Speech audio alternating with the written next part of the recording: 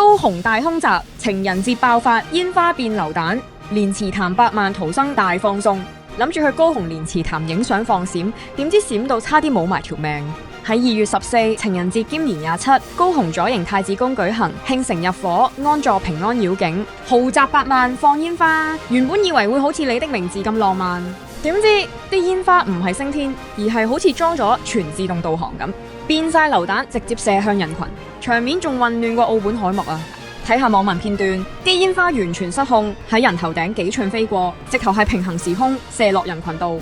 仲有民眾拍到煙火彈就喺腳邊爆炸，威力大到震碎附近車輛嘅擋風玻璃。唔係講笑，現場民眾尖叫四散，多人推撞，仲有煙花跌落，草叢起火，好彩街坊自救，攞水淋熄。網民形容呢場唔係慶典，係左營大空襲。原本想浪漫，結果要練凌波微步避流彈。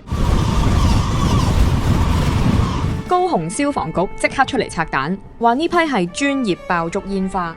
不過廟方原本申請喺吊車風火輪施放，話安全距離有42米，點知實際施放竟然拉到去88米，而且現場完全冇做安全管制。申請一套，做就另一套，呢單嘢完全係攞人命嚟教飛。消防局表示會直接舉發廠商。根據當局初步統計，現場有幾名民眾喺逃跑嗰陣唔小心跌倒擦傷，或者被細微火花辣傷。好彩冇人受重傷或死亡，但已經依公共危險罪偵辦，並勒指即時停止剩餘嘅施放活動。根據爆竹煙火管理條例，最高可以罰15萬新台幣，即係大約3.7萬港元。3萬幾蚊買起一場恐襲式煙花，你話抵唔抵呢？慶祝神明安坐，搞到變民眾走難。記住，神明雖然保佑你，但物理定律先係真理。見到煙花發射，最好企遠啲啦。